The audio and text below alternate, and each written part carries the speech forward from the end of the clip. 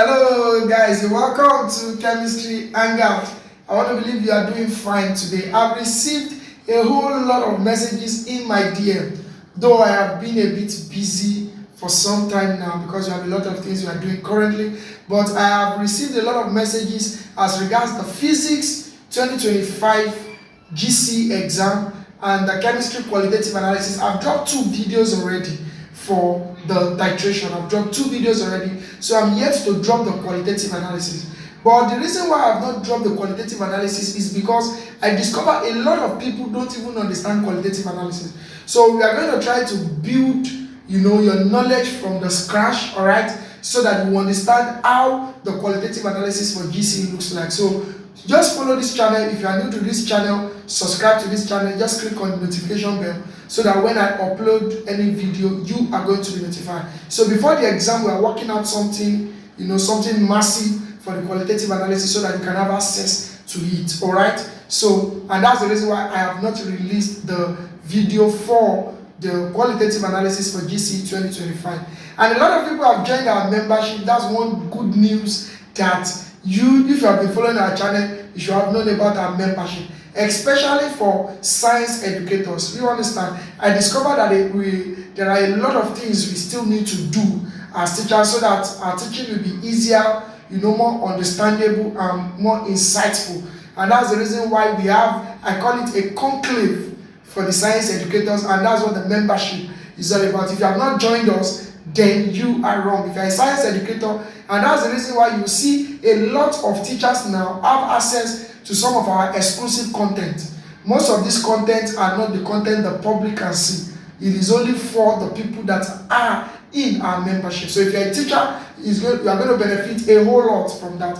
We have been dropping videos there. Even last week we still drop videos. It will help us to teach better. It will help us to teach, our teaching will be more understandable.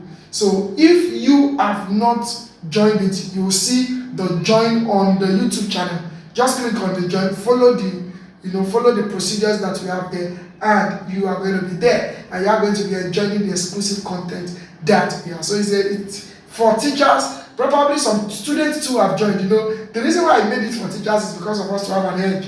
But some students, they are inquisitive and they have already joined the membership. So imagine students enjoying exclusive content that teachers should enjoy, and teachers are not still there. It's not fair. So if you're a teacher, kindly join us there. I want to solve a question. If you are doing GCSE, these are some of the questions you need to know, especially for theory. If you are preparing for WAEC, you are preparing for NECO, please listen attentively to the question that I'll be solving. Pay attention, and I'm sure you are going to understand. One of my students sent it to me. I've solved it for her, though, but I feel a lot of people might benefit from this very particular question, and that's why I'm bringing the question to us. So let's see what the question is like. They said an element X with atomic number 29 has 2 isotopes Y and Z. All right, isotopes Y and Z have 34 and 38 neutrons respectively. All right, calculate A, the mass number of each isotope, 2, the percentage abundance of each isotope if the relative atomic mass of the element X is 63.5. Now, if you are not very careful, you are going to miss a whole lot here. Yes, you are going to miss a whole lot of things here. And if you see, there are familiar things. That's why chemistry, understand it. When you understand it, it's going to be very easy. Now come close. Camera, come close so that you can picture this. Alright, now let's look at this. Let's take it one after the other now. An element X with atomic number. So let's write out atomic number of the element, alright, is what? Is 29. Like what you are given. Alright. Then I said 29 has 2 isotopes. So we have isotopes Y and what? And Z. Alright. Okay, let's move on. Isotopes Y and Z are 34 and 38 neutrons. Can you see? So isotopes Y, all the parameters given, as what? 34 neutrons. Alright? And isotopes Z as what? 38 neutrons. And from the word respectively, you understand? From the word respectively, respectively means Y has 34 and Z has 38. Very interesting. Then I said calculate the mass number of each isotope. Did you remember? These are basic things. There are two things that are important that we need to know when describing an atom. Number one, atomic number. Number two, mass number. What is atomic number? From our rudiment chemistry, atomic number is the number of proton, underline, number of proton in the nucleus of an atom. However, the number of proton is equal to the number of electron if the element is not charged. I want to believe you understand that. So which means if the element is not charged, atomic number is the same with number of proton, is the same with number of electron. And if you come to this element, it is not charged because they didn't even give us anything that has to do with charge there. So which means atomic number is the same with number of proton, is the same with number of electron. Correct. Alright. Now for mass number, what is mass number? Our mass number, how do we get mass number? Mass number is what? Number of what? Proton, alright, plus number of neutron. Mass number, for us to get mass number, is what? Number of proton plus number of neutron. So let's come here now. Alright, so for us to get the mass number, they said mass number for each isotope. So let's deal with isotope S now. Let's deal with isotope X. Alright? Sorry, isotope Y. We have Y and Z. Isotope Y. Okay, so for isotope Y now, let's go back to the question. They said an element with atomic number 29. Did you see that? Atomic number 29. And I just said something now. I said atomic number is the same with the number of what? Of the number of proton. So mass number for this, mass number for Y, mass number will be equal to number of proton. What is the number of proton? Which is the atomic number they are giving us? That is what? 29 plus, I said number of neutron. Is the neutron given? Of course yes, because isotope Y, the element X, isotope Y have 34 and 38 neutrons. So which means for isotope Y, it has 34 neutrons. And we have number of proton plus number of neutron. So number of neutron here is going to be what? It's going to be 34. So the mass number is going to be 29 plus 34. This is 3, 13, alright? Then this is 5 plus 1, 6. So the mass number for isotope Y is going to be 63. Did you see that? Very clear. Very clear. Just understand the question. For isotope what now? Z. Same thing. The mass number is going to be what?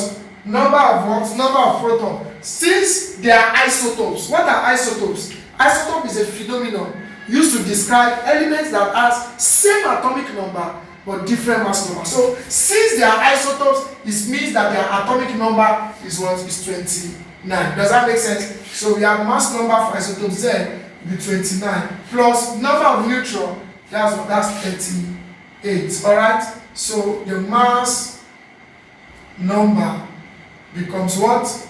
29 plus 38, you can have that. 29 plus 38, that's going to be 9 plus 8, 9 plus 6, that's 15, plus 7, that's 16. This will be 17, that's 1. Alright, so and this will be 6. So this will be what? 67. So the mass number now for isotope Y, the mass number is 63. For isotope Z, the mass number is 67. But I want you to pay attention to this, very important. And that's where the question becomes technical. He's saying percentage abundance of each isotope. Now, the percentage abundance, when you hear the word percentage abundance, it means 100. And if you are used to calculating relative atomic mass, giving the percentage abundance, you should understand what I want to do. But if you don't understand, please pay attention and watch this video carefully so that you will understand. Now, let's come. Now, the percentage abundance. Now, let's do, so this is B now. So, percentage abundance of isotope Y, let's say it is X, because we don't know, they said percentage abundance of each isotope. So, I don't know the percentage abundance for Y. That's why I used what? X, right? So, percentage abundance for what? For Z. Don't forget that percentage means 100. So if the percentage abundance for Y is X, percentage for Z will be what? Can you think about that? Can you think of what you think it will be? What do you think it will be? It will be 100 minus X. Did you see? So that if the percentage of this one is 20, you understand, 100 minus 20 will be for this. Did you get that? Alright. So if the percentage abundance for Y is X, the percentage abundance for Z will be 100 minus X. So from here, we can now bring in the equation. So what is the equation now? For us to look for the percentage, it becomes percentage abundance of Y, that's X, over, do you understand, over the total percentage, which is 100, alright, times, do you understand that now, the mass number?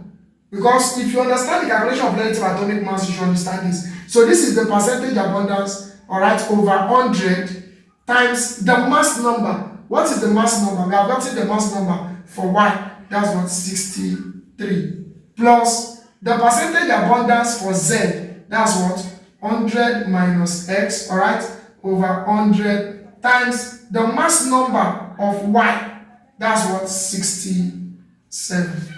I want to believe this is clear. Let me bring you back to this. If you don't understand this, let me bring you back to this. It's just like the example we have always known. If they say chlorine, I know you are familiar with this one. 35, 17, chlorine, 37, 17, 75%, 25%. You are familiar with this one. So how do we get the equation here? It will be 75 over 100 times 35, which is the mass number, plus 25 over 100 times 37. I want to believe this is clear now. Alright, so the 75% is this one now. Alright, times the 63, which is the what?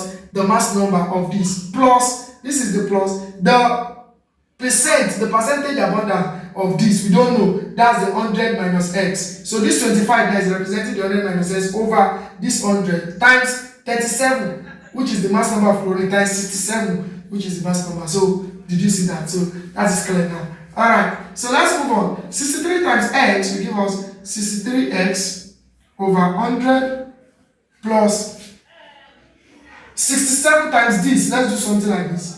67 into bracket 100 minus X over 100. Still same thing so that we understand. Alright, so from here we have 63X, alright, over 100 plus 67 times this. That will give us 6,700, alright, minus 67 times X, that will give us 67X, okay, over 100 equals to, they are giving us the relative atomic mass, you see, 63.5, so equals to 63.5. Are we together now? So the LCM of this and this, that will be 100, alright, 100 divided 100, that's 1, times this one, give us 63X, plus 100 divided this, that will give us 100, times this will give us 6,700 minus 67X equals 63.5. Alright? This one is same thing as saying over 1, so we can now cross multiply. So if we cross multiply this times this, we are going to have, let's write this out. So this will be 63X plus 6,700 minus 67X equals 63.5 times 100. Let's have the calculator. 63.5 times 100. That's 6,350. So from here we collect like 10. So let this come here, let this go here. So we have 63X minus 67X equals 6350. Take this to the other side. Minus 6700. Alright? So 63X minus 67X, that's going to give us minus 4X equals 6350 minus 6,700. That's giving us minus 350. Can you see? Very easy. Chemistry is interesting. So we divide both sides by minus 4, both sides by minus 4. This will cancel this, this will cancel this, this will cancel this. So 350 divided by 4. That's giving us X will be 87.5. Some students will stop here, but you will not get the full mark. That's why you have to read question.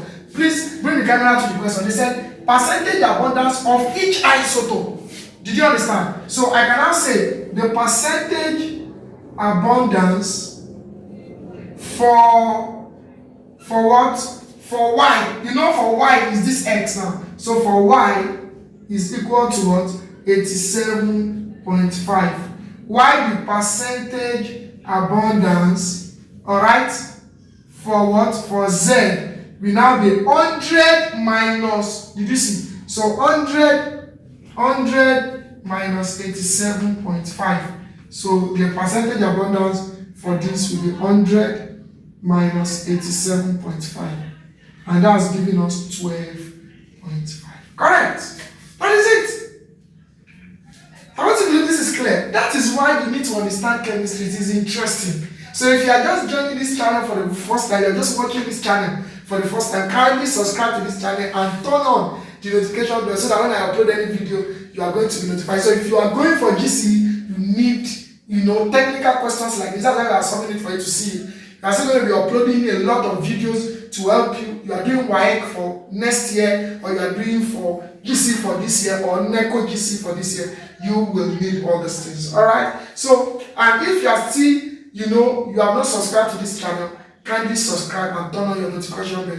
You have not joined our WhatsApp group, I'll put it in the member section so that you can join there. And very important, if you have not joined our membership, you are missing a lot. Imagine the kind of videos you are getting for free. Let alone if you now join our exclusive content. Imagine the kind of videos you're going to be getting. So if you're not there as a science educator, you are missing. So share this video, subscribe, like, and comment. I love you guys. See you some other time.